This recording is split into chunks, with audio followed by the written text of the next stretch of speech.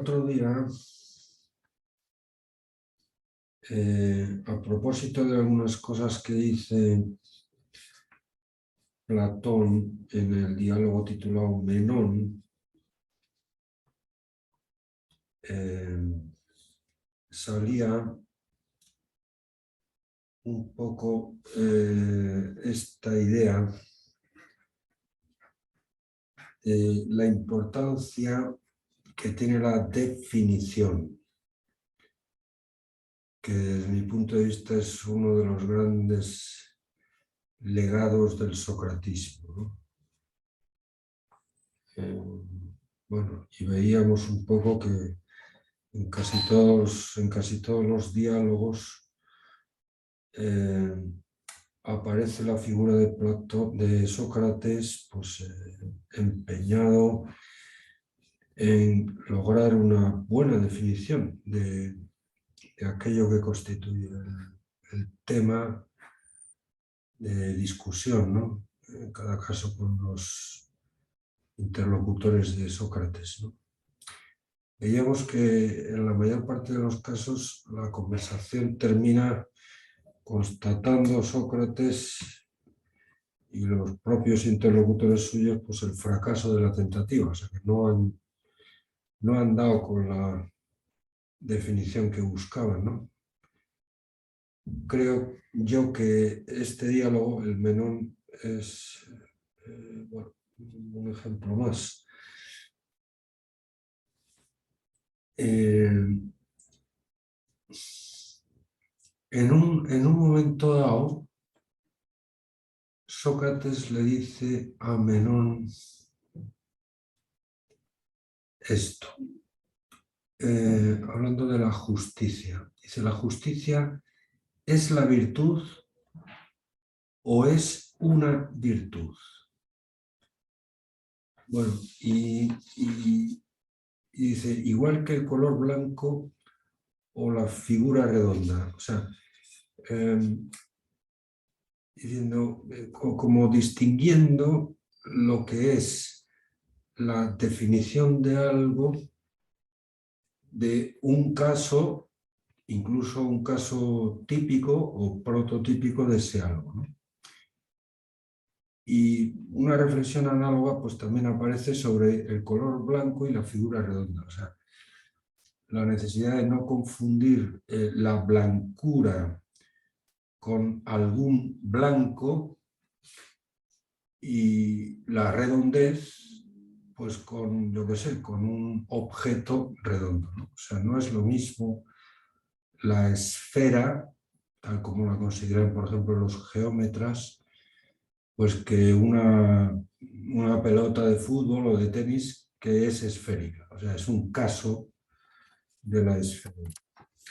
Bueno, este asunto más o menos ya ha salido y yo creo que nos da pie a entrar en el núcleo gordo de la propuesta platónica que vamos a examinar ahora, sobre todo en el diálogo más importante y más, bueno, no sé si el más conocido, que es la República de Platón. Probablemente es el escrito platónico más importante, desde luego el que ha suscitado más interés, no solo porque,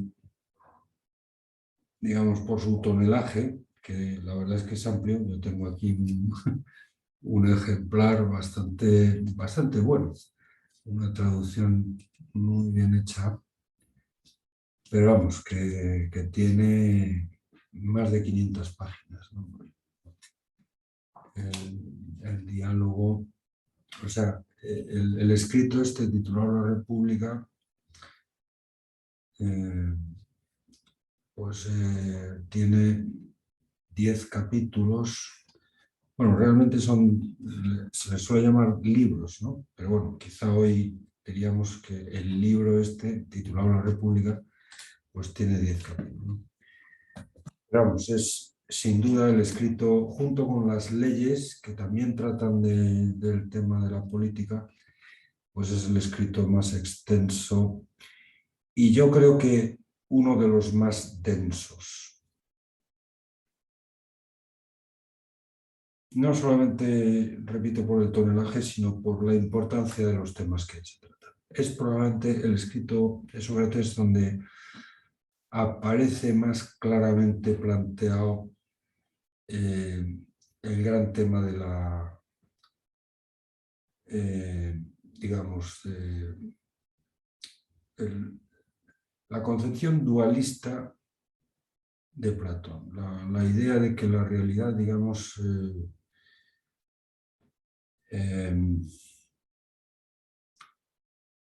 tiene como dos partes, hay dos mundos, ¿no? Un mundo de apariencias, que es el mundo que nosotros vemos, el mundo que hay por debajo de las nubes, dice él, el mundo sublunar, el que está debajo de la luna, y el mundo que según Platón es el más real, el auténticamente real, que está por encima de las nubes y que evidentemente nosotros no vemos. Mundo al que originariamente nosotros pertenecíamos, el mundo de las ideas. Nosotros éramos una idea más. Platón piensa que el hombre es esencialmente espíritu, alma, ¿no?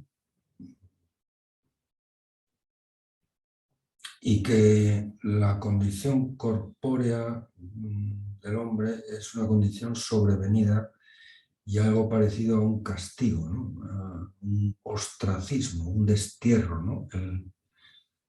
El alma pues fue precipitada, expulsada de su patria natural, del mundo de las ideas, al cual pertenecía, digamos, nativamente, era su propia naturaleza, donde nació, pero por una especie de culpa, que Platón no detalla muy bien en qué consistió, pero algunos estudiosos del platonismo pues ven cierta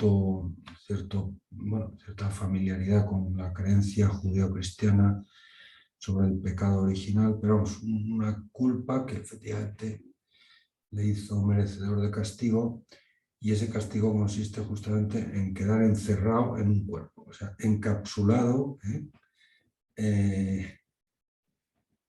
el cuerpo que tenemos.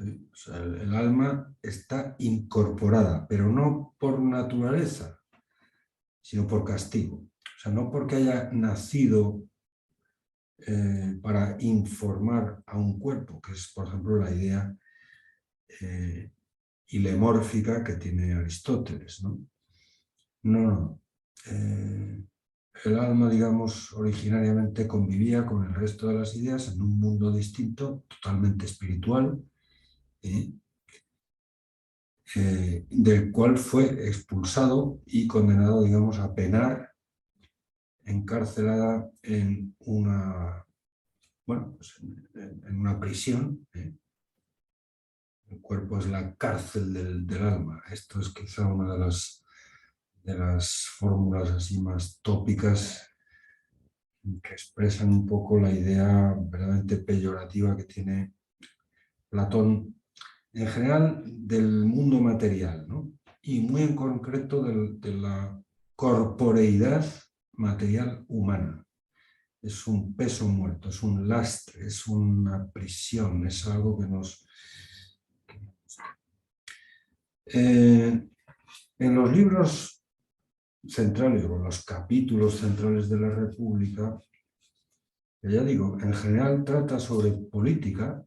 O sea, en la República expone Platón la idea suya, la idea que él tiene de un régimen político ideal, ¿no? ¿Cuál sería la mejor forma de organizar la polis, o sea, la ciudad,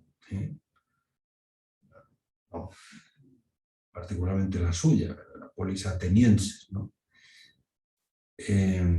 Pues está expuesta en este libro, aunque de una manera bastante más pormenorizada en otro libro, igualmente muy extenso, más extenso todavía que este, aunque yo creo que filosóficamente no tan importante, no tan trascendente, que se llama Las leyes. Las leyes. Evidentemente también es una propuesta de constitución política para Atenas, ¿no? Pero eso tiene más interés, digamos, desde el punto de vista jurídico, podríamos decir. Quizá para muchos de ustedes que creo que son juristas lo puedan ver, ¿no? Pero filosóficamente, digamos, la propuesta filosófica, de filosofía política, si se puede hablar así, ¿no? De teoría política platónica, está realmente expuesta y fundamentada en la República. La República no es un tratado al uso, no es, bueno, como ninguna de las obras de Platón. Todas las obras de Platón son diálogos o cartas. También Platón escribió muchas cartas, ¿no?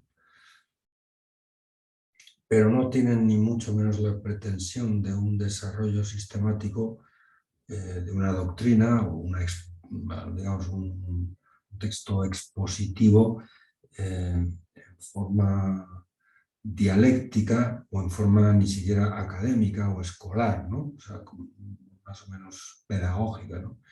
Como sí que lo tendrán, por ejemplo, casi todos los escritos de Aristóteles, ¿no?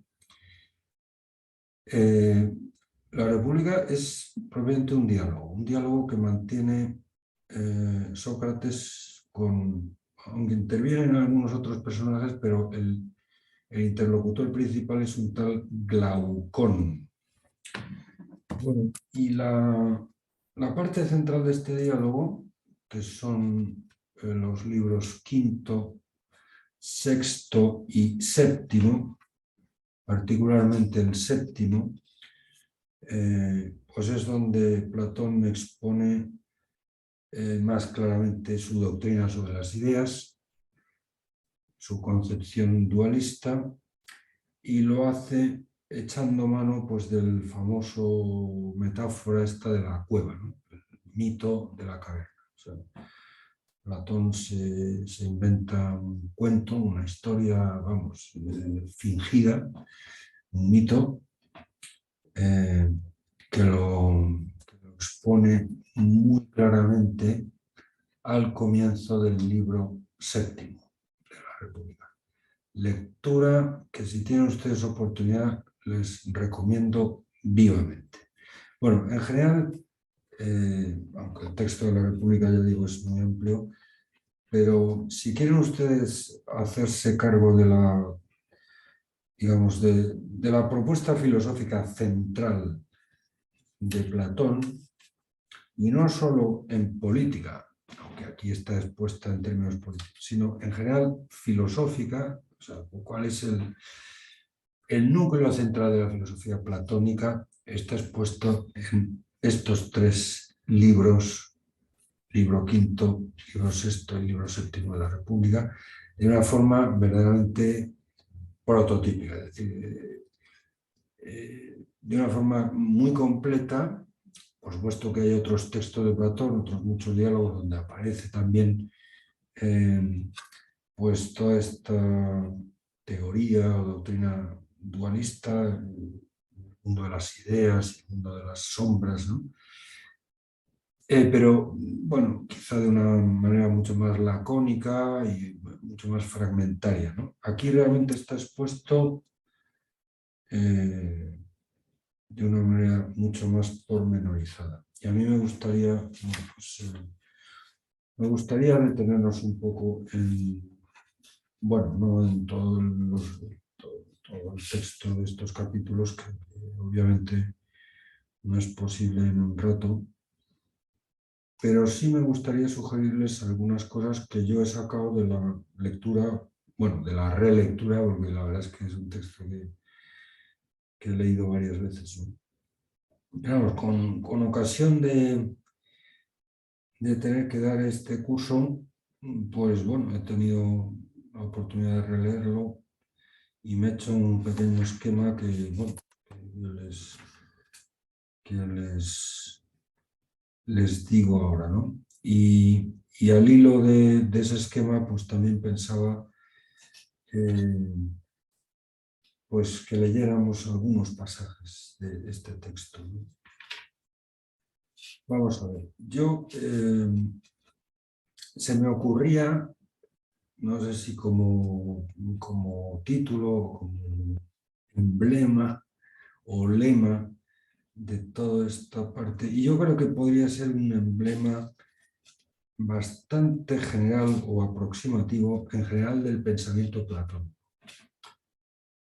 Esto es una reflexión que por supuesto es mía, como todo lo que les cuento aquí, ¿no? Y es muy discutible y a lo mejor otros colegas que lo han estudiado con más detenimiento dirán otra cosa. Pero sinceramente no creo que demasiado distinta a esto. Vamos a ver, yo había pensado en una frase. La filosofía es el pathos de la desazón. Pathos. Pathos es una expresión griega que significa estado de ánimo en el que sobre todo uno es más pasivo, de ahí pathos, o sea, pasivo viene de pathos, ¿no? En el que uno padece más que actúa, uno es más pasivo que activo, ¿no? Aunque también pueda tener algo de activo, pero sobre todo es algo que uno padece fundamentalmente. Bueno, pues esa pasión, eso que le pasa al filósofo, sobre todo, es la desazón. La desazón.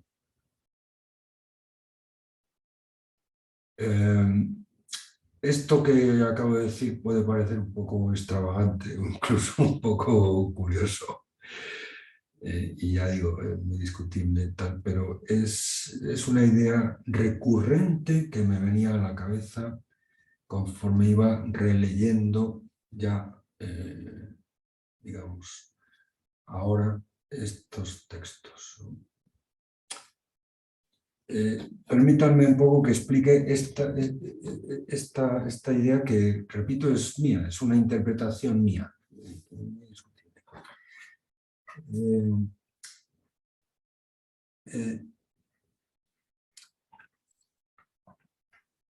Vamos a ver. No sé si ustedes conocen a gente que se haya dedicado a esto de la filosofía.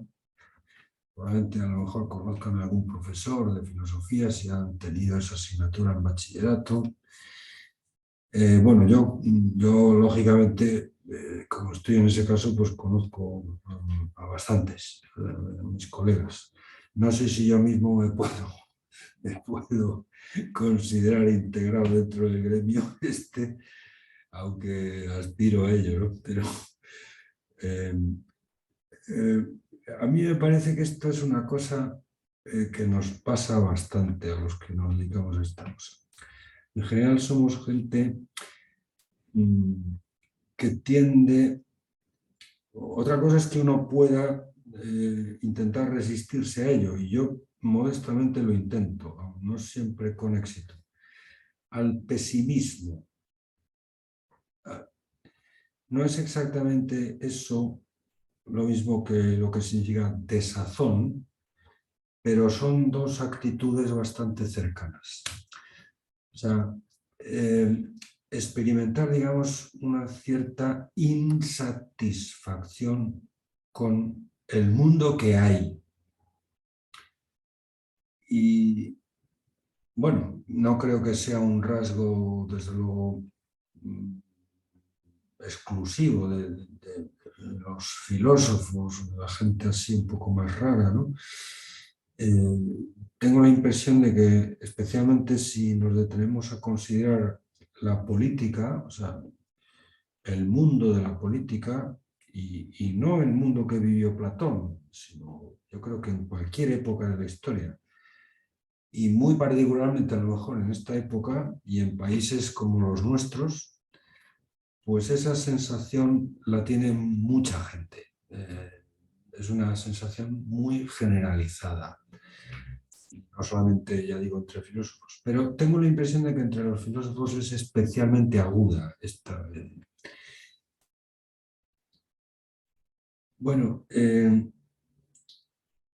vamos a ver. Platón explica en estos textos, sobre todo en el libro séptimo de la República, que o sea, quienes deberían gobernar la polis son precisamente los filósofos. Esto es una idea que yo creo que después de Platón a muy poca gente se le ha ocurrido, que los filósofos sean la gente que tiene que mandar. Yo personalmente, aunque me considero en el linaje platónico, y bueno, y creo que cualquier filósofo que se precie, de luego se reconoce más o menos, pero en ese linaje socrático, platónico, de alguna forma. Yo, desde luego, me considero, no sé, bueno, ya ha salido aquí en varias ocasiones que la conversación filosófica, incluso la que mantenemos a día de hoy, pues no pretende otra cosa que continuar pues, esos diálogos que ya inició Sócrates en el Ágora de Atenas, ¿no?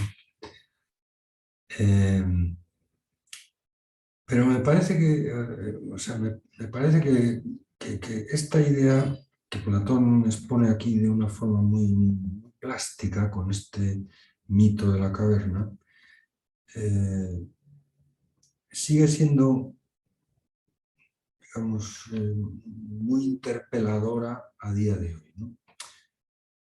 Es decir, el filósofo es alguien que estaba encerrado en la caverna como todos los mortales, digamos, como todo hijo de vecino, dirían en mi tierra, como cualquier otro desgraciado, está en el destierro, ¿no? Y sin embargo, bueno, pues gracias a la filosofía, que es un arte purificador, pues ha logrado, digamos, aproximarse a la entrada de la cueva y asomarse a mirar lo que hay fuera. Es más, el filósofo ha logrado salir, aunque sea momentáneamente, de la caverna, volver al mundo de las ideas, que es su patria original, y reconocer la auténtica realidad. En el fondo eso es la filosofía, ese es el arte de la dialéctica que Platón trataba de enseñar en su academia, ¿no? Bueno, y que a su vez él lo aprendió pues, de Sócrates, ¿no? Pues el arte de ir cerrando los ojos, veíamos el otro día un poco, esta es una manera de entender el platonismo, creo que muy leal a Platón, ¿no? La filosofía consiste en un arte de aprender a cerrar progresivamente los ojos hasta llegar a cerrarlos del todo a este mundo que es de sombras, es un mundo engañoso, es un mundo, digamos, de oscuridad, en donde no vemos la realidad. Lo único que vemos son sombras, parecidos, semejanzas, pero muy lejanas de la realidad. Bueno, pues como la sombra puede mantener un lejanísimo parecido con el objeto que la produce, ¿no? Bueno, pues como resultado de todo un trabajo muy arduo, muy complejo y muy largo, que es la dialéctica, que es el nombre que el platonismo, digamos, acuñó para referirse a lo que nosotros llamaríamos filosofía, pues el camino de la dialéctica, que es arduo y largo, y que es el arte que se enseñaba en la Academia de Platón, pues efectivamente puede, no del todo, pero sí librarnos bastante de la, digamos, de la sujeción a este mundo de sombras, a este mundo de apariencias, a este mundo de engaño, en el fondo. Bueno, pero una vez que el filósofo ha visto la luz, por decirlo así, ha salido de la cueva, resulta que su conciencia filosófica, bueno, y según explica Platón en este libro, incluso la propia polis, su propia responsabilidad política civil, le obliga a regresar dentro de la cueva justamente para, o sea, para iluminar a los que están ahí en las tinieblas, ¿no? Es decir, para en el fondo recordarles o decirles pues que ellos están equivocados, o sea, que están realmente muy confundidos pensando que lo que ven dentro de la cueva es real. Que no, que no. Estáis muy equivocados. Don't mistake, como dirían los gringos, ¿no? No te equivoques. Lo que ves es falso. Lo que ves es sombra. Yo he visto la luz, ¿eh? Y yo tengo que volver aquí a recordar, o sea, a decirte esto, que la luz no, o sea, que no. Bueno, pues esta misión, no sé, profética, cuasi sacerdotal, podríamos decir, en el fondo es la misión que tiene el filósofo según Platón, justamente porque ha logrado, digamos, encaramarse al mundo de las ideas. Y bueno, dado que el mundo de las ideas, digamos, tiene una estructura piramidal, en el sentido de que hay muchas ideas, pero todas ellas confluyen piramidalmente en una sola, que es la que hace de cúspide o cumbre de esa pirámide, que es justamente la idea de belleza bien, explica Platón, ¿no? Y uno de cuyos nombres, además del de belleza bien, que es su nombre propio, la primera idea, la más excelsa, la más eminente de todas, las que está en la cumbre, ¿no? Bueno, pues tiene, según la mires desde un ángulo u otro, también tiene otras faces, otras facetas, otras caras y también otros nombres. Bueno, pues uno de los nombres o faces de la belleza bien es la justicia,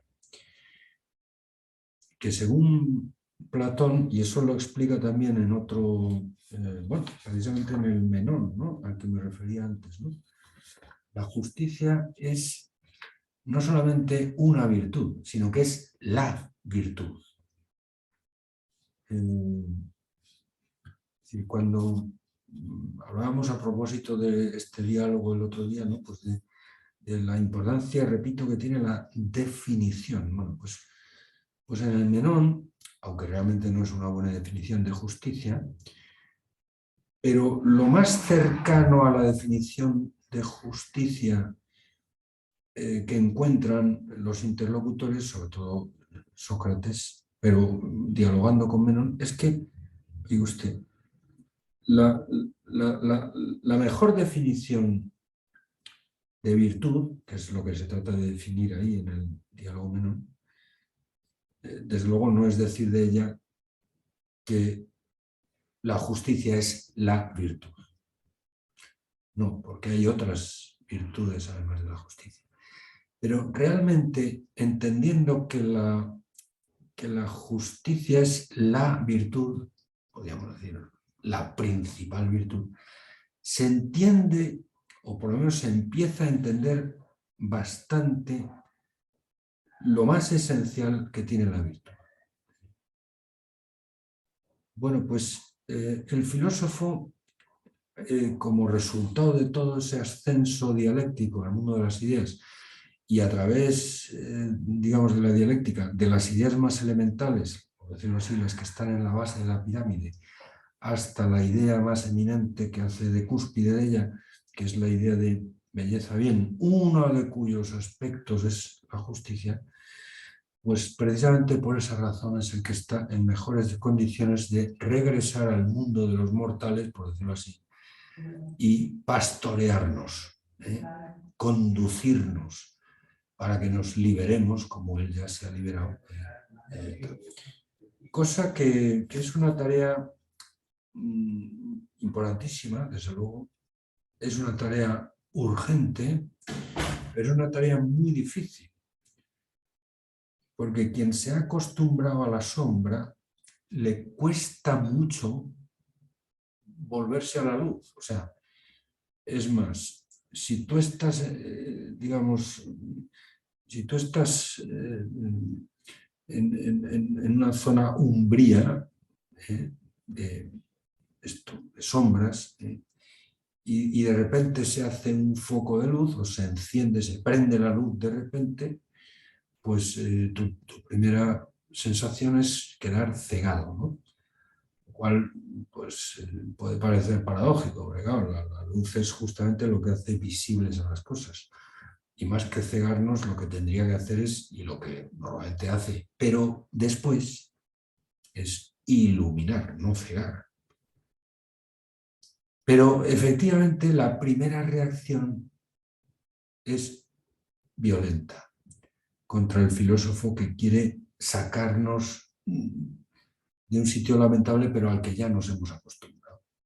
Y decirnos que, bueno, que eso que ya por pura costumbre nos ha llegado a parecer lo natural y lo real, pues efectivamente no es más que engaño, opinión y pura apariencia. Bueno, el filósofo se expone realmente a ser un poco mártir, por decirlo así, o sea, a que le maltraten, y esto es una cosa que uno examina, ¿verdad? Pues el talante, la actitud de muchos filósofos y a veces van un poquito por la vida así. Yo sinceramente espero que de mí no se pueda decir esto porque yo no soy ni pesimista ni tengo vocación de mártir ni nada parecido. No sé si eso quiere decir que no soy buen filósofo, no lo sé. Y además eso es lo menos importante, o sea, lo que yo sea realmente es lo que interesa. Pero quiero decirles un poco lo que me venía a las meninges y además, ya digo, de forma recurrente según releía estos textos. Esto de la filosofía es una tarea difícil, es una tarea dura, es una tarea ardua, es una tarea un poquito martirial, es un patos, es algo patético, eh, eh, pero bueno, porque en el fondo te das cuenta de que una vez que has visto la luz, tener que regresar a la tiniebla y tener que ver que, bueno, pues que todo en el fondo es bastante mejorable, o sea, que a las cosas del mundo y muy particularmente a las cosas de la política siempre le faltan hervores por todos lados, pues realmente, no sé, uno puede experimentar esa desazón. Yo creo que esto, repito, no es una singularidad en el filósofo, yo creo que muchísima gente. Yo lo veo especialmente en gente joven, gente de la edad de ustedes, bueno, la gente que yo trato también en mi universidad y tal, pues en general, y a lo mejor eso les aproxima un poco al gremio filosófico, ¿no? En general es gente bastante inconformista, gente bastante propensa a la desazón, eh, a experimentar que el mundo realmente le faltan hervores por todos lados y desde luego al mundo de la vida política, de la vida pública, vamos, o sea, realmente a poco que uno le retenga la atención es que a uno le entran ganas de hacer la revolución, pero vamos, ya, o sea, porque es que esto es intolerable, vamos. Hay tal nivel de corrupción, tal nivel de, digamos, de suciedad, de oscuridad, que para quien ha visto la belleza bien, y además en una de sus versiones, digamos, más prototípicas, que es justa la justicia, ¿no? Pues realmente asomarse al mundo de la política, pues hay que hacerlo pellizcándose la nariz, ¿verdad? Para no perecer del, del putrefacto hedor que desprende, ¿no? No sé si esto les pasa a ustedes, pero esto le pasa a mucha gente joven. Bueno, y no tan joven. Modestamente a mí también me pasa, aunque tengo que reconocer que lamentablemente puedo haberme acostumbrado a eso, incluso a pensar que eso no tiene remedio. No, creo que tiene remedio, pero en todo caso uno puede comprender bastante a Platón por este tipo de experiencias. La verdad es que la filosofía de Platón, en lo más esencial que tiene, es una reflexión a partir de esta experiencia. O sea, tratar de elevar a concepto y de elaborar realmente una teoría muy sesuda y muy compleja, a partir de esta experiencia, digamos, de la profunda desazón que abrir los ojos a este mundo le puede producir a quien, no sé, a quien tiene grandes ideales, por ejemplo, ¿no? Cosa que muy a menudo, y sobre todo a la edad de ustedes, pues es muy natural que uno, no sé, pues, aspire a cosas grandes, ¿no?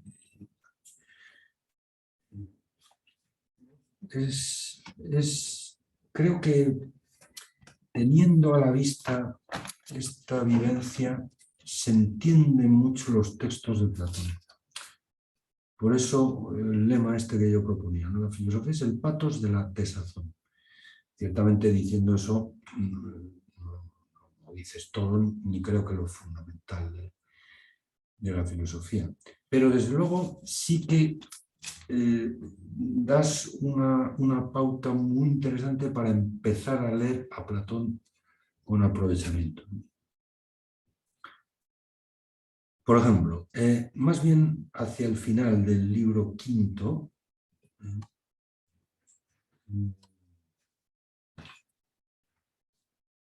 de la República, aparecen claramente estas tres ideas que voy a mencionar. Un paradigma es un ejemplo, ¿no? Un ejemplo, pero un ejemplo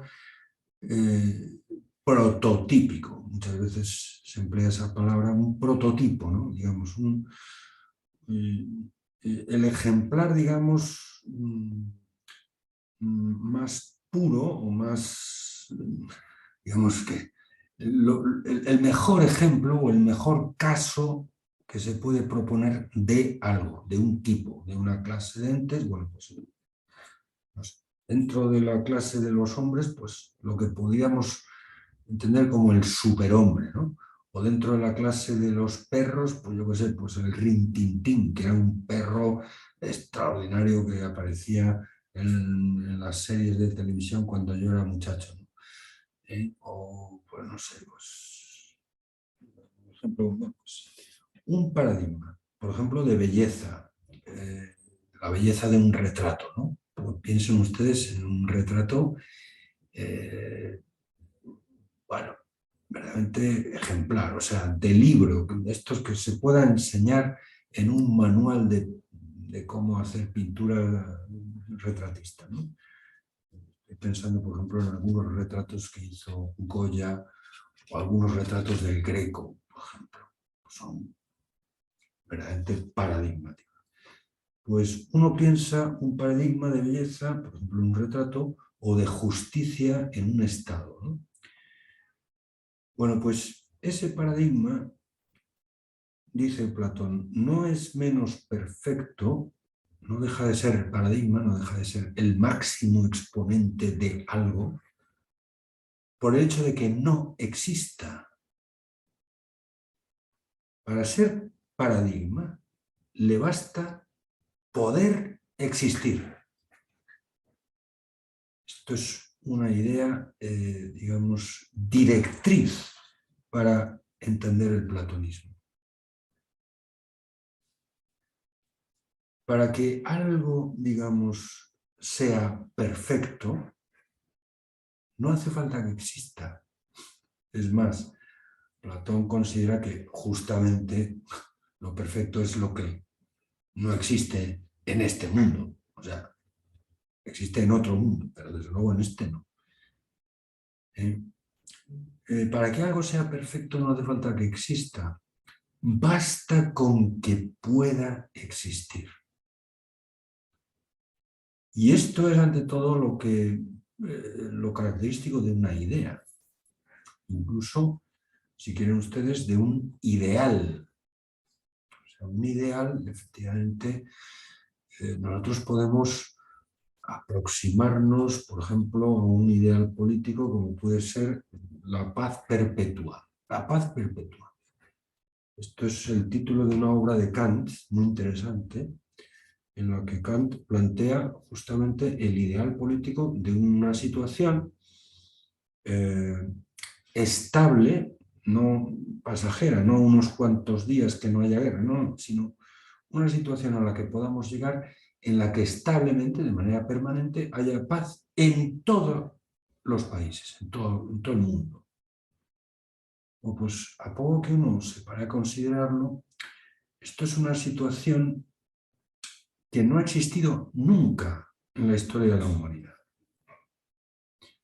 Y sin embargo, es un ideal por el que no poca gente no ilusa, gente inteligente, incluso gente que tiene bastante sentido práctico, está empeñada en eso, en conseguir eso. Probablemente saben que no lo van a conseguir nunca, al menos en plenitud. Quizá piensan que cualquier forma de acercarse a esa plenitud siempre es positiva, aunque en plenitud no saben nunca. Eso tiene mucho que ver con la idea misma de filosofía. Ya lo vimos en su momento, ¿no? La filosofía es aprender a echar de menos el saber, pero un saber que es total. O sea, el filósofo aspira a saberlo todo, de todo, no a saber unas cuantas cosas y con eso que ya sabe se conforma. Eso es lo más contrario a la filosofía. De ninguna manera el filósofo puede conformarse con lo que ya sabe. Lo que ya sabe, lo sabe filosóficamente en la medida en que eso que sabe le abre perspectivas de ulteriores ganancias cognitivas que todavía le quedan. Por tanto, lo más sabio para el filósofo es reconocer que no sabe, como dice Sócrates en más de una ocasión. Solo sé que no sé. Eso. Bueno, pues en este ejemplo, por ejemplo, tomado de Kant, ¿no? Pues también se ve muy bien. O sea, uno puede pensar que en sentido realista, pues esto de que exista una situación duradera de paz en todo el mundo, paz internacional, o sea, que deje de haber guerras en todo el mundo, pues es un ideal utópico. Y sin embargo es una utopía que es muy realista perseguir, poniendo medios reales para acercarnos lo más posible a eso, ¿no? Bueno, eso lo que implica es que para que un ideal o una idea sea perfecta, no hace falta que exista. Lo que hace falta es que pueda existir. Esto es una cosa muy interesante. También ahí, ya digo, estamos más o menos hacia el final del libro quinto, ¿no? Concretamente, los pasajes que están entre el 472c, ya dije el otro día, digamos, cuál es la nomenclatura que se emplea para citar textos, digamos, en la edición príncipe, la edición, digamos, de referencia de los textos de Platón, ¿no? El número de la página y la columna, digamos, de cada página, ¿no? Pues en el 472c hasta el 473d aparece claramente formulada esta idea. Otra, también en ese mismo pasaje. Únicamente si los filósofos reinan, repito que la idea que tiene Platón es que el que debe ejercer la magistratura civil en la República, tal como la entiende, régimen ideal, es un régimen monárquico, en el que manda uno solo, que es el filósofo rey, dice, ¿no? El basileus, dice en griego, ¿no? Bueno, pues ese es el que, digamos, el que ha logrado cumplimentar todo el proceso dialéctico, repito, salir de la caverna y su responsabilidad civil le obliga a regresar a la caverna para anunciarnos que estamos equivocados. Bueno, solamente si los filósofos reinan o los reyes filosofan genuinamente, se impide que marchen separadamente ambas naturalezas, la real y la ideal. Digamos, la naturaleza imperfecta y la perfección. Claro.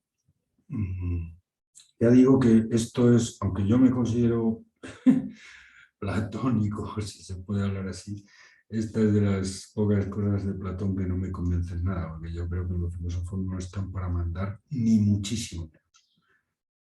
Ni tampoco los reyes para filosofar, como dice Platón, aquí, ¿no? No, los reyes lo que tienen que hacer es mandar, y los filósofos filosofar, y cada uno hacer lo que tiene que hacer lo mejor que pueda hacerlo. A lo mejor puede ocurrir que alguna vez valga la pena que alguien que mande escuche a un filósofo. Yo creo que no demasiado, pero, pero a lo mejor alguna vez puede venir bien para alguna cosa concreta, ¿no? Pero en general mi postura en este punto no coincide con la de Platón. Pero luego Platón está convencido de que solo si los filósofos reinan puede haber justicia. O solo si los reyes filosofan, es decir, hacen todo el camino de la dialéctica, pues entonces pueden llegar a contemplar cara a cara, digamos, directamente la justicia. Y entonces pueden regresar a la caverna y tratar de traducirla, aunque toda traducción es imperfecta, tradutore, traditore, dicen los italianos, ¿no? Todo traductor es un traidor. Nunca es posible en el mundo de las sombras una traducción perfecta de la justicia, porque la justicia es de otro mundo, mire usted. Pero bueno, aunque sea dentro de la imperfección, dentro de la traducción, pues oiga usted todo lo que, aunque sea asintóticamente, es decir, que nunca llegue a ser tangente o cotangente, nunca llegue a alcanzar o a tocar, digamos, la realidad, por lo menos todo lo que nos acerque, aunque sea asintóticamente a ella, pues evidentemente nos ayuda, nos perfecciona. Dice en el 474c, quien ama de verdad, ama el todo, no solo una parte del amado. Esta es una cosa bastante curiosa e incluso divertida, ¿no? Platón, a ver si encuentro exactamente la página.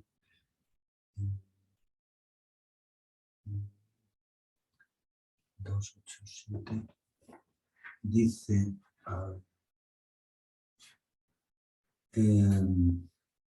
debo recordarte, le dice Sócrates a Glaucón, ¿no? Debo recordarte yo, o te acuerdas tú de que cuando afirmamos que alguien ama alguna cosa, si hablamos correctamente, debe quedar bien en claro que no está amando una parte sí y otra parte no de su objeto, sino que lo está queriendo íntegro. Bueno, es un pasaje un poco largo, he leído solamente una frase que me parece, digamos, de una reflexión en la cual, claro, vamos a ver, una vez que el filósofo ha regresado a la caverna, penosamente, bueno, y muy a su pesar, porque claro, una vez que ha visto la luz, donde le gustaría es quedarse fuera de la caverna, ¿no? Pero su responsabilidad filosófica, que en el fondo es lo mismo que su responsabilidad política, le obliga a... Bueno, pues claro, nos tiene que enseñar, a lo mejor ya lo sabíamos cuando estábamos fuera de la caverna, pero nos lo tiene que recordar porque lo hemos olvidado,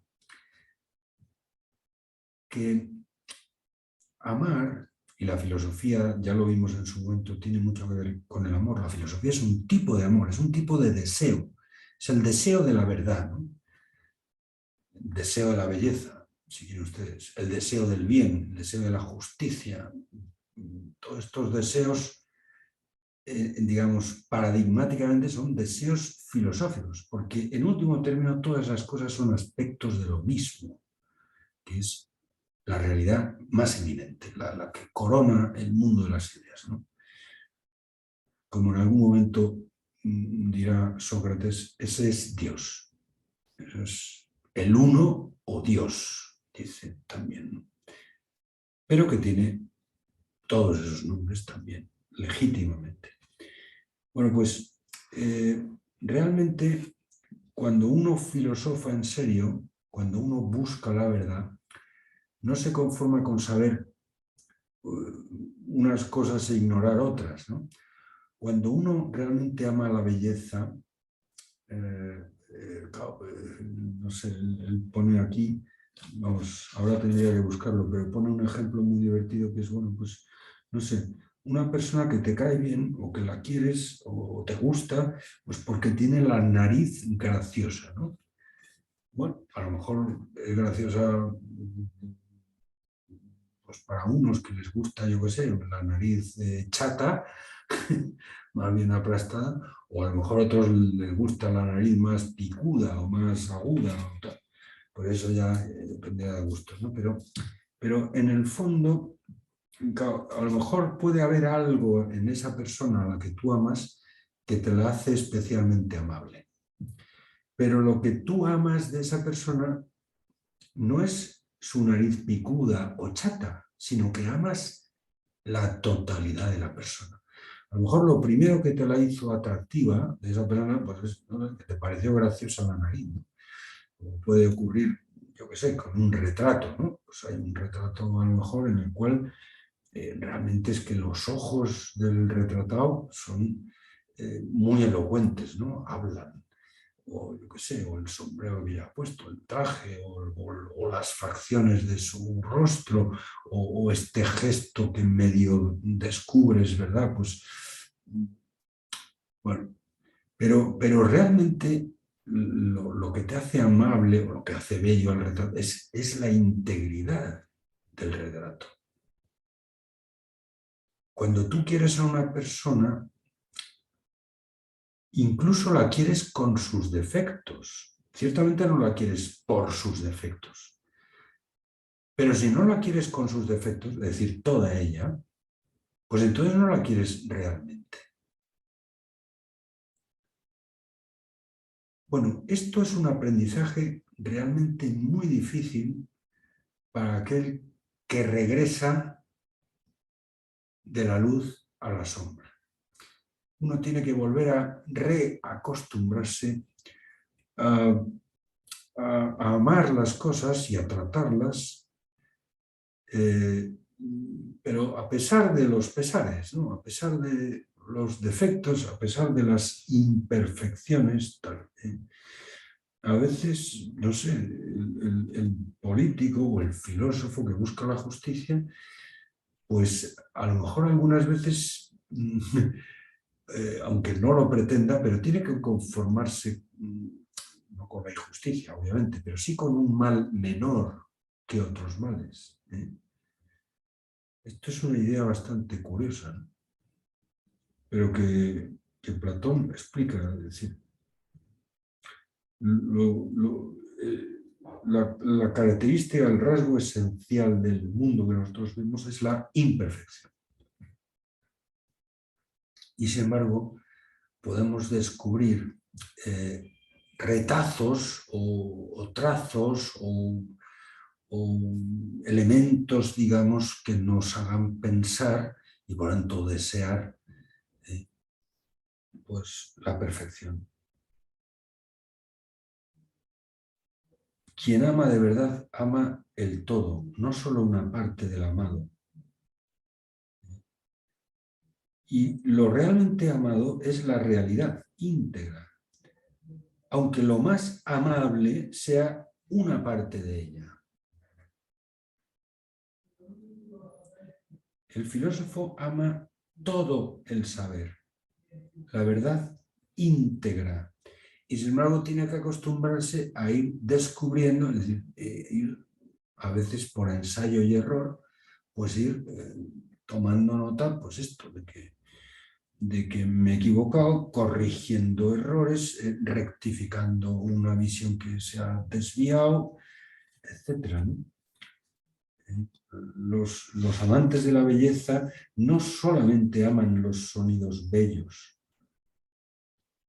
aman y se deleitan con la naturaleza de lo bello, y lo escribe en mayúscula, de lo bello en sí, que está separado de toda impureza de belleza, digamos, de toda no belleza, de toda fealdad. La belleza realmente es absolutamente incompatible con la fealdad. Y sin embargo, todas las cosas bellas que nosotros nos encontramos tienen algo bello y algo que no lo es tanto. O sea, les falta un hervor. Esto es el pathos de la desazón. Siempre nos dejan un regusto un poquito amargo, aunque por otro lado nos recuerden o nos evoquen, digamos, cosas que sabemos porque las hemos visto en el otro mundo. Lo bello en sí, que está separado de toda impureza, ¿no? A los amantes de la justicia, de la belleza, les desazona cualquier mediocridad. Esto es un pedazo de frase. Por ejemplo, en otro pasaje, 476 CD, a ver si lo encuentro.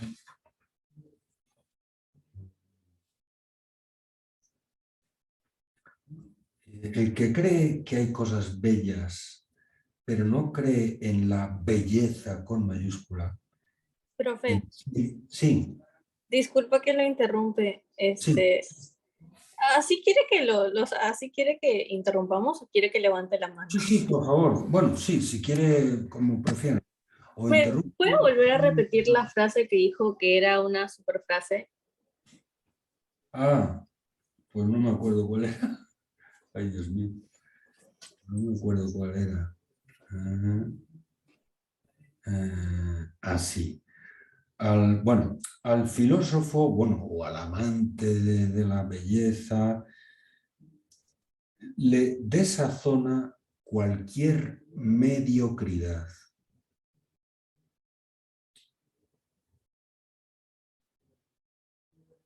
Esto lo dice en el 476A. Y en el 476C, bueno, en el tránsito de C al D, de la columna C al D, dice lo siguiente: el que cree que hay cosas bellas, pero no cree en la belleza con mayúscula, en sí, ni es capaz de seguir al que conduce hacia su conocimiento. ¿Te parece que vive soñando o despierto?, le pregunta Sócrates a Glauco. Piénsalo, examina el asunto. ¿Te parece que está soñando o que está despierto?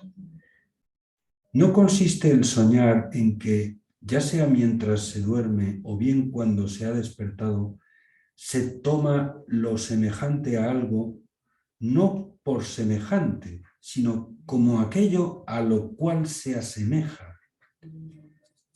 Es decir, en cierto modo, el filósofo en esa tesitura, en esa situación un poco contradictoria, ¿no? De tener que regresar a la caverna, está como soñando despierto, ¿no?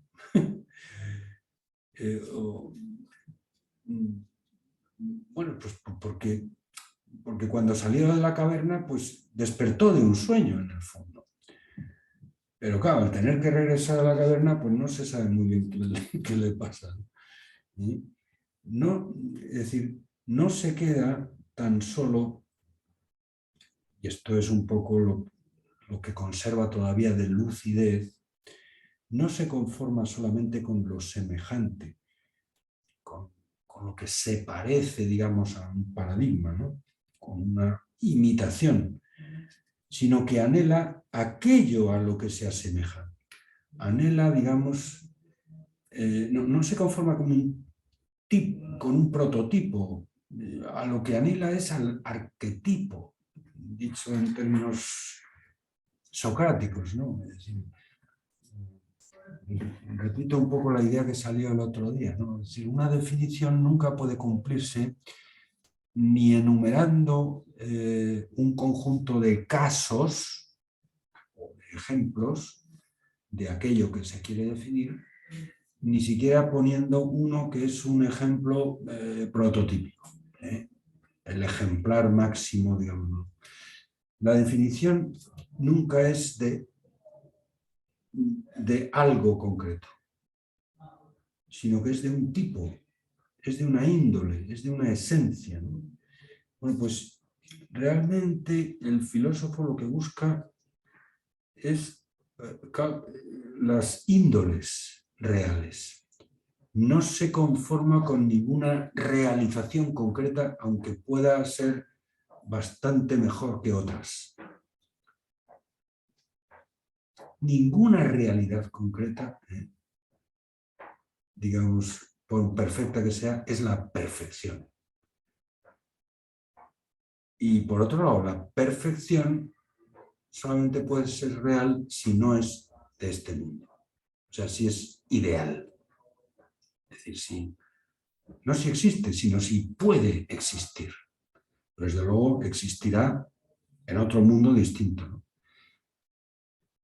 Creo que el otro día también salía un ejemplo que en otro diálogo que se llama el Parménides también pone Platón de esta misma idea, ¿no?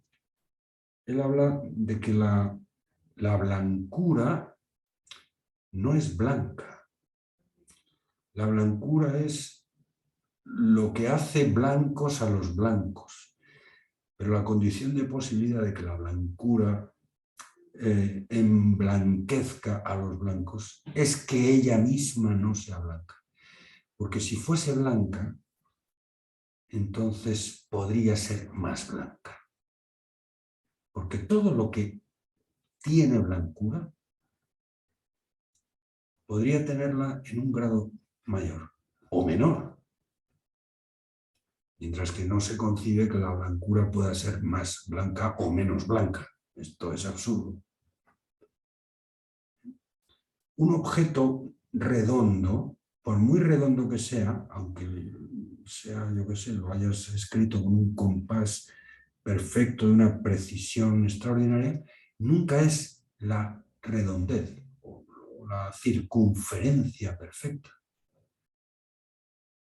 Será un objeto circular, pero la condición necesaria para ser un objeto circular es que ese objeto no sea el círculo.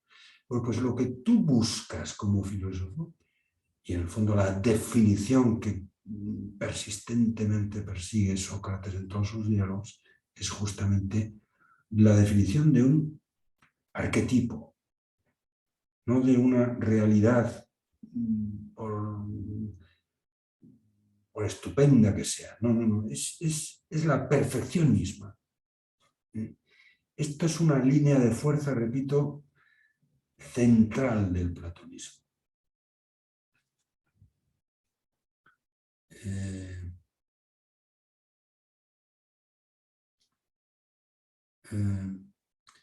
Veamos ahora el caso contrario. Aquel que estima que hay algo bello en sí, es decir, que existe la belleza en sí, la belleza digamos, separada de las cosas bellas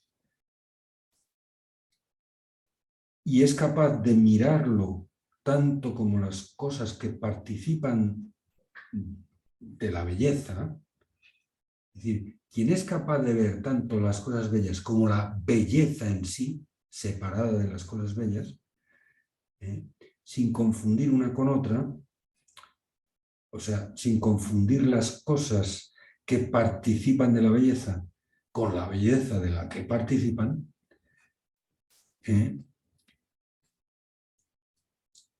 ¿te parece que vive despierto o soñando? Respuesta de Glaucón.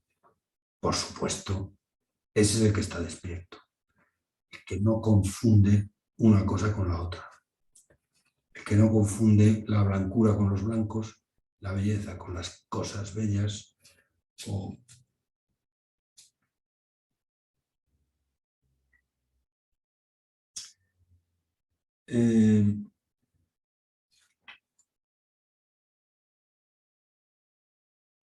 Hay una cosa también que, digamos que es una idea que aparece en el libro siguiente, el libro sexto, ¿no?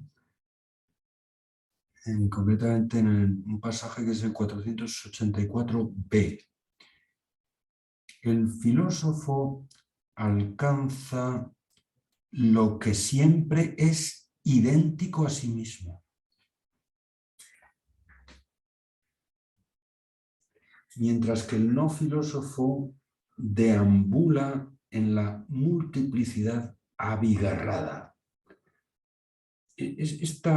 Digamos, esta distinción, incluso dicotomía, que establece Platón entre lo uno y lo múltiple. Lo uno es lo idéntico a sí mismo y lo que siempre es. Justamente la contrapone con la actitud del no filósofo, y no del que busca el saber o la verdad del saber, sino que el que se conforma con la opinión, que es, por decirlo así, el que se conforma con las sombras, ¿no? Con los parecidos. Eso es lo que expresa, digamos, quien opina. Esto es lo que me parece. Eso es una opinión, ¿no? Bueno, pues la diferencia entre lo uno y lo múltiple es la diferencia entre lo que siempre es y lo que deambula, digamos, por la multiplicidad abigarrada, muchas cosas y además todas ellas variables. Volvemos aquí a un tema que ya salió entre los presocráticos, ¿no? Lo uno y lo múltiple, sobre todo en la discusión entre Parménides y Heráclito, ¿no? Y en el fondo la discusión entre la verdad a la que nos conduce la razón cuando ha cerrado los ojos a este mundo, y la opinión, digamos, que es el camino al que nos llevan los sentidos. Si nos dejamos llevar por los sentidos, si abrimos los ojos, pues lo que tendremos serán no cosas reales, no unidades, sino en el fondo multiplicidad, confusión y opinión. Opiniones, no verdades. Esto, la verdad es que a mí me recuerda una cosa que, bueno, que yo le escuché a uno de mis maestros, un filósofo alemán que ya se murió hace unos pocos años, pero que creo que es uno de los mejores filósofos que ha habido en las últimas décadas. Un tipo llamado Robert Spemann. Un tipo al que le traduje varias cosas, 3 libros, y uno de ellos, un libro autobiográfico, que se titula Sobre Dios y el mundo. Y sinceramente, si les interesa la filosofía, yo les recomiendo vivamente que se lean ese libro de Spemann. Se titula Sobre Dios y el mundo. Es un libro muy filosófico, es una autobiografía de un filósofo, pero que se entiende muy bien, porque en el fondo él expone, bueno, de manera muy vívida, según lo fue viviendo, ¿verdad? Pues, y las personas con las que coincidió y que conoció, pues las cosas que se le fueron ocurriendo a lo largo de su vida y las cosas que fue pensando. Es un libro extraordinario. Y él, hablando de su época de muchacho, cuando él era muchacho, pues era la época de Hitler, ¿no? El Tercer Reich en Alemania, ¿no? Y él hace un recuerdo verdaderamente muy interesante de un maestro que tuvo en la escuela. Un tal, me acuerdo del nombre, Anton Klein, decía, era nuestro profesor de griego y alemán. La escuela donde él estudió en un pueblecito que se llama Dorsten, que está en un país alemán que se llama Westfalia, Westfalia, norte del Rin, ¿no? Pues él tiene un gran recuerdo de este caballero eh, que, eh, y sobre todo por una razón, porque en pleno, digamos, en pleno auge del hitlerismo, del nazismo, ¿no? Pues claro, todo el mundo hablaba de, pues de, bueno, si pensaban de acuerdo con Hitler y con los nazistas, pues lo hablaban en voz alta y lo decían claramente, ¿no? Para quedar bien. Y si no podían hablar bien, pues a lo mejor en una voz más baja, pero discreta, pero bueno, como es lógico, pues había de todo, ¿no? Pero él tiene un recuerdo verdaderamente majestuoso de este caballero, porque dice, realmente nunca se refirió, aunque todos los demás profesores lo hacían constantemente, al nazismo, o sea, a lo que estaba pasando en Alemania. Nunca hizo ni la menor mención. Alguna vez incluso alguien le preguntó en clase o fuera de clase y tal, y sin embargo él decía, lo único que dijo esto pasará. Bueno, como, yo qué sé, como pasan las cosas, que pasan en el sentido de que acaban engrosando el pasado. O sea, esto dejará de ser tema de atención, dejará de ser presente y además dentro de muy poco. A nosotros lo que nos importa son las cosas que no pasan. Y con ese esquema les hacía leer a Virgilio, ¿no? Las grandes tragedias, las grandes epopeyas y los grandes monumentos de la cultura clásica, digamos, la que no pasa de moda, ¿no? Bueno, pues mire usted, esto que nos legaron los griegos, esto, la gran literatura alemana, oye usted, pues Goethe, tal, pues realmente ocúpense ustedes de esto y no de esta cosa que dentro, pasado mañana, ¿verdad? Pues nos causará risa o pena, pero vamos, de luego habrá pasado. Este hombre con esa actitud consiguió, esta es una reflexión que hace este señor Spemann, ¿no? Consiguió que ninguno de nuestra clase, aunque entonces era obligatorio, se apuntara a las juventudes hitlerianas. O sea, logró que no hubiera ni un solo nazi en nuestra clase, sencillamente porque puso en su sitio al nazismo, como una cosa completamente. Y él también recuerda algo parecido de su entorno familiar, o sea, sus padres eran muy contrarios al nazismo y él, bueno, no es que fuera contrario o favorable, él era un muchacho muy pequeño y todavía no tenía formado criterio, ¿no? Y por un lado, pues a lo mejor entre su grupo de amigos o con la gente con la que jugaba, no con los compañeros suyos que asistían a la clase de este otro Klein, ¿no?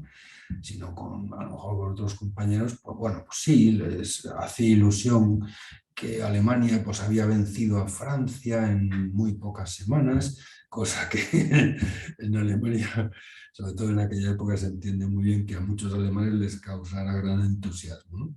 Y que el ejército alemán invadiera pues, en 2 semanas prácticamente la mitad de Francia, ¿no?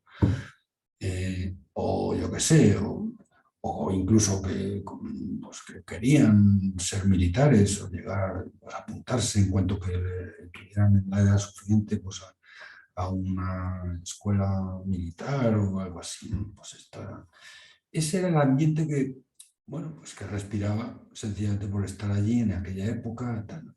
Y sin embargo, en su entorno familiar, y muy particularmente por el influjo de sus padres, tenía, digamos, la impresión de que el nazismo es una cosa absolutamente aborrecible, porque es lo contrario, digamos, de la perfección a la que puede aspirar cualquier ser humano. O sea, no es simplemente algo que, como le puede ocurrir a cualquier régimen político o a cualquier partido político, ¿no? Evidentemente les falta un hervor por todos lados. Patentemente, la visión que él acabó teniendo, porque era la que tenían sus papás, pues es que aquello era no simplemente que le faltaba un hervor, ¿no? Sino que era el anticristo. Esto era una expresión que oyó muchas veces a su padre. Realmente este tipo, el Hitler este, es el anticristo. O sea, es la cosa más aborrecible que cabe pensar, ¿no? Y fundamentalmente porque él tenía en su casa, sus padres eran cristianos, eran muy observantes cristianos, tenía, digamos, como la referencia de justo lo contrario. O sea, el ideal que él había respirado en su casa es el de que Cristo, no el anticristo, sino Cristo o Dios, en el fondo es lo que siempre es, lo que siempre es, lo que siempre es idéntico a sí mismo. Y por lo tanto lo que no pasa, lo que no es múltiple y confuso, sino que es, oiga usted, la perfección, el ser y la claridad, digamos, sin mezcla alguna por eso, de oscuridad o de imperfección o de falsedad. No sé, esto es una idea muy platónica. Repito que en el fondo aquí Platón yo creo que está recogiendo un poco algo de la discusión que ya se había planteado antes entre Parménides y Heráclito, ¿no? Pero esta idea de que el filósofo no se conforma nada más que con lo que siempre es, lo que es idéntico a sí mismo, ¿no? Que es justamente lo que tratamos de formular en una definición. Estoy buscando lo que es lo mismo en todas las cosas.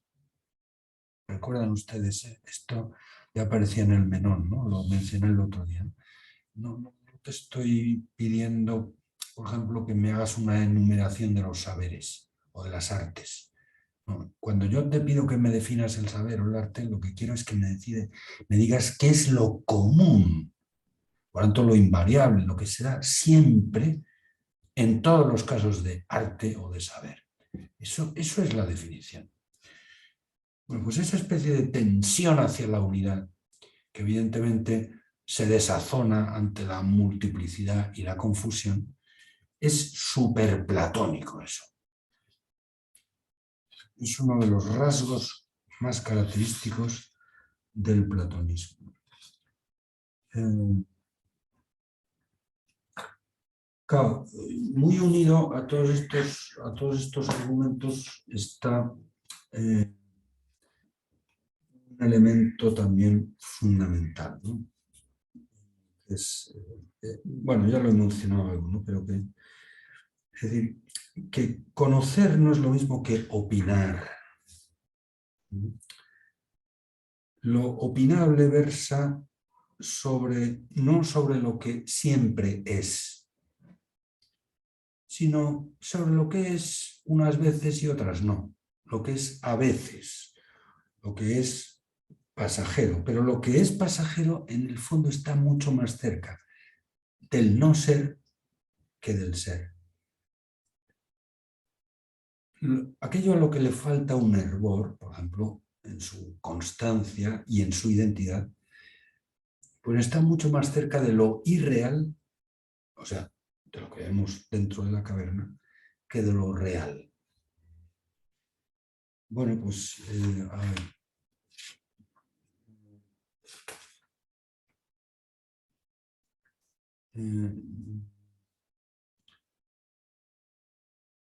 No dijimos anteriormente, le dice Sócrates a Glaucón, que si se nos aparecía algo que a la vez fuese y no fuese, una cosa de tal índole yacería entre medio de lo que puramente es y de lo que por completo no es. Es decir, algo que es solamente a veces estaría teóricamente entre medias, entre el ser y el no ser, entre lo real y lo irreal. No le correspondería el conocimiento científico, ni la ignorancia, a algo que parece intermedio entre la ignorancia y el conocimiento científico. Así es, correcto, replica Glaucón. Pero se ha mostrado que lo que llamamos opinión es intermedio entre ellos, entre el conocimiento y la ignorancia. Está claro. Nos quedaría entonces por descubrir aquello que, según parece, participa de ambos, tanto del ser como del no ser, y a lo que no podemos denominar rectamente ni como uno ni como otro en forma pura. De modo que si aparece, digamos con justicia, que es opinable, y asignemos las zonas extremas a los poderes extremos y las intermedias a lo intermedio. ¿No es así? Sí. Admitido esto, podré decir que me hable y responda aquel valiente que no cree que haya algo bello en sí, una belleza separada en otro mundo, ni una idea de la belleza en sí que se comporta siempre del mismo modo, siempre, siempre, idéntica a sí mismo, sino muchas cosas bellas. Aquel amante de espectáculos que de ningún modo tolera que se le diga que existe la belleza única o la justicia en sí, etc. Excelente amigo, le diremos. De estas múltiples cosas bellas, ¿hay alguna que no te parezca fea en algún sentido? Y de las justas, ¿alguna que no te parezca injusta? Y de las santas, ¿alguna que no te parezca profana? No, necesariamente las cosas bellas han de parecer en algún sentido feas. Y así como, por ejemplo, pues esto, yo qué sé, pues a lo mejor una persona, el retrato pues nos hace gracia la nariz y sin embargo otras cosas pues, no tanta gracia. O de una persona a la que amamos, no todo en ella nos es igualmente amable, ¿no? Todas las personas tienen sus virtudes y sus defectos. Ciertamente las queremos por sus virtudes. Pero si no las queremos igualmente con sus defectos, entonces no las queremos realmente, porque la realidad de todo ser humano es una realidad también defectuosa. Nunca es perfecta. Bueno, pues esto es un poco toda esta dialéctica entre lo uno, lo múltiple, lo que siempre es, lo que es a veces, y en el fondo entre la la opinión y el conocimiento. La opinión teóricamente está entre la ignorancia y el conocimiento. Claro, el que opina, pues en cierto modo ha salido de dudas. El que opina ya hay algo que le convence, por tanto ya tiene una relativa certeza de algo, justamente de aquello que es su opinión. El opinar algo es tenerlo por verdadero, aunque con cierto temor a que haya una opinión mejor fundada. O sea, el que opina, digamos, tiene una relativa convicción, una relativa certeza, aunque todavía no ha terminado de salir completamente de dudas. Ya ha salido de dudas, porque ya por lo menos dice algo, aquello que opina, ¿no? Pero lo dice todavía con la cláusula, digamos, con la restricción o el temor de que, bueno, a lo mejor esto que yo tengo por verdadero, pues a lo mejor no lo es tanto, ¿no? En fin, esta es la situación verdaderamente lamentable, penosa, según Platón, en la que nos encontramos los mortales dentro de la caverna o dentro de la polis, y la que un buen gobierno, es decir, el que ejerce un auténtico filósofo, nos tendría que liberar. O sea, transformar la opinión, esto, en convicción verdadera. En esto claramente Aristóteles, por ejemplo, no está en absoluto de acuerdo con Platón. O sea,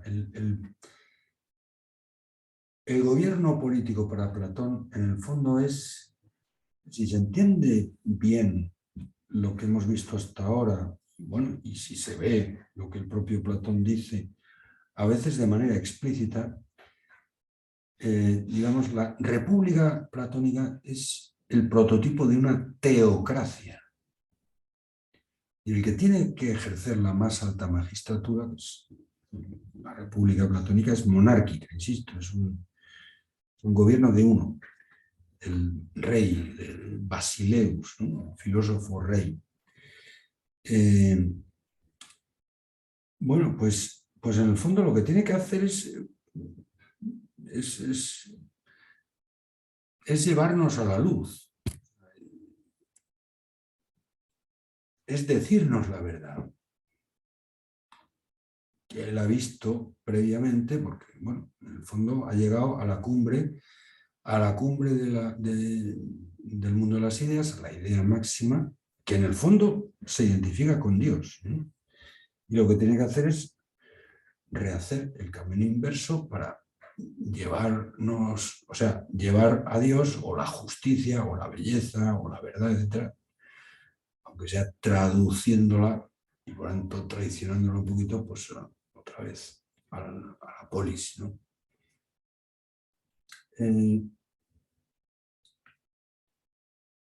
Aristóteles de ninguna manera desprecia, por ejemplo, la opinión.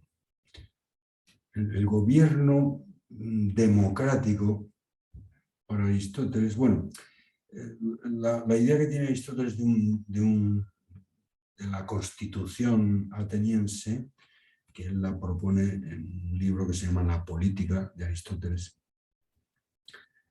no es exactamente un ideal, como podría ser, por ejemplo, lo que dice Platón. Platón es muy idealista en casi todo y muy particularmente en cuestiones políticas, ¿no?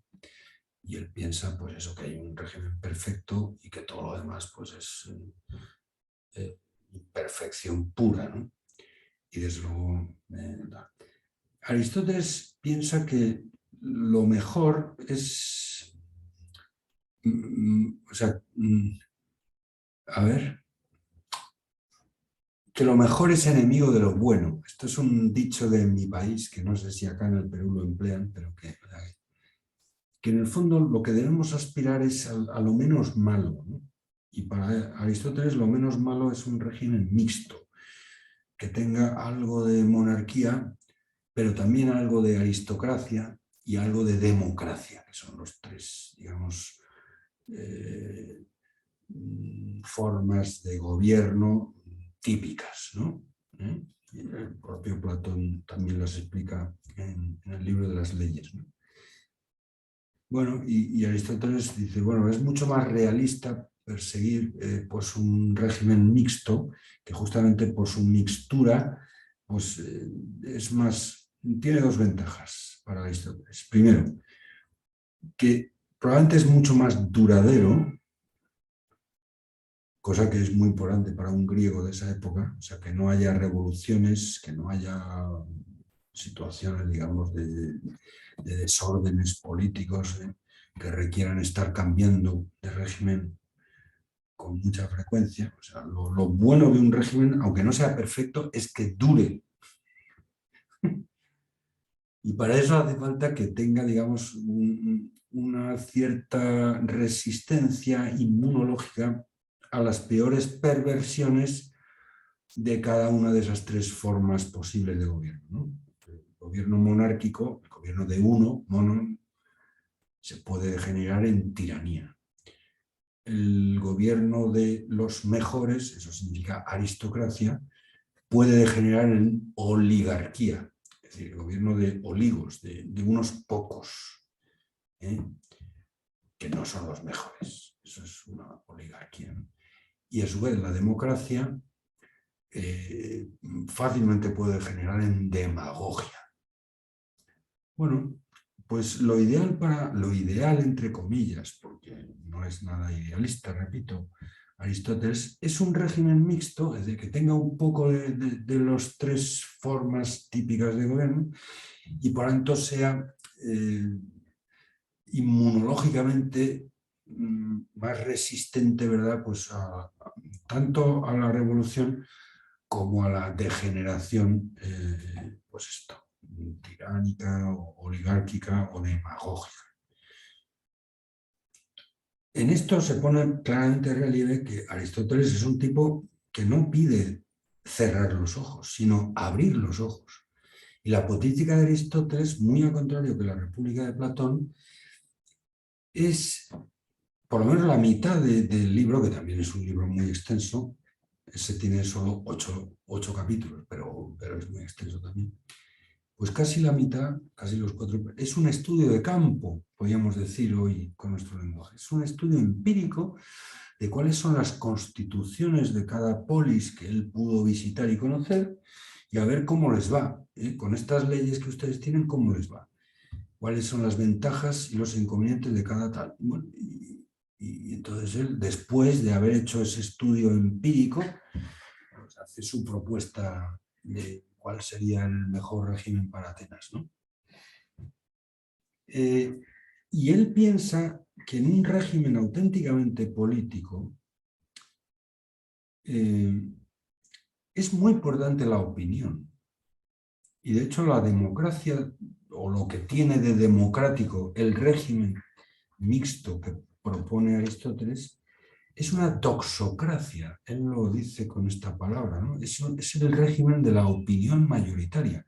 Es decir, la opinión que ha logrado abrirse paso con argumentos, no solamente bien armados lógicamente, sino también bien presentados retóricamente. O sea, argumentos persuasivos, convincentes. Nosotros no tenemos, digamos, ningún acceso privilegiado a la verdad o a la justicia o a Dios que no sea a través de la opinión, que es una pretensión de verdad. Evidentemente, una pretensión de verdad se puede frustrar en lo que pretende, o sea, puede no ser verdadera. O sea, puede que, y todos tenemos experiencia amplísima de esto, cosas que alguna vez hemos tenido por verdaderas, luego se han demostrado que no lo eran. Y el avance del conocimiento de la ciencia y la filosofía muchas veces, como dicen los gringos, es por ensayo y error, o sea, por tanteo, y probando a seguir este camino hasta que te das cuenta de que eso no te lleva a ningún lado o te lleva a donde no quieres ir. Bueno, pues rectificas y pruebas, haces otro ensayo hasta que te vuelves a equivocar o hasta que ya aciertas. Bien, pues Aristóteles es muy de esto, o sea, de valorar mucho el argumento, la retórica. Desde luego, en política, la retórica tiene un valor inmenso. Mientras que para Platón, en el fondo, el régimen político es mucho más simple que la discusión democrática o retórica, ¿no? Es la dialéctica, digamos, es el camino expedito que la filosofía, la dialéctica, te facilita para terminar de cerrar los ojos a este mundo y acabar usted contemplando la justicia, la belleza, el bien. Es una cosa bastante curiosa hasta qué punto Aristóteles, que desde luego fue discípulo y además admirador de Platón en su juventud, hasta qué punto llegó a distanciarse de su maestro en varias cuestiones, pero desde luego muy en particular en toda la doctrina esta dualista, idealista, no solamente en la teoría aristotélica, sino el talante filosófico de Aristóteles es completamente distinto en estos puntos, ¿no? Para Aristóteles la tarea política es una tarea difícil, no es nada simple, no es, digamos, la fuerza, incluso la violencia con la que una conclusión se deriva de sus premisas, dicho en términos modernos, no es que se aplique la lógica o la dialéctica, no, es que cuenta mucho también la argumentación retórica, o sea, que los argumentos estén bien presentados, sean convincentes, porque quien realmente tiene que gobernar en la democracia es la opinión mayoritaria, o sea, la opinión que se ha hecho valer como mejor, como más verdadera para la mayor parte de la gente. Cosa que desde luego para Platón no tiene ningún sentido, ¿no? Y la política, de la misma manera que la dialéctica, y bueno, en cierto modo también que la virtud, nos tiene que librar de la lamentable condición de estar, pues eso, encerrados en la caverna.